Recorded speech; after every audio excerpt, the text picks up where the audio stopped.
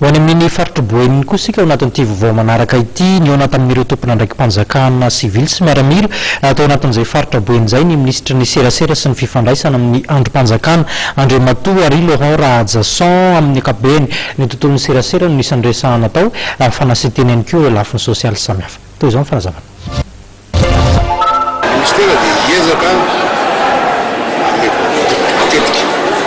na eo amin'ny resaka zao na amin'ny alalan'ny communiqué satria za zany sady ministre serasera zay miandraikitra ny serasera tena présidence ministera zao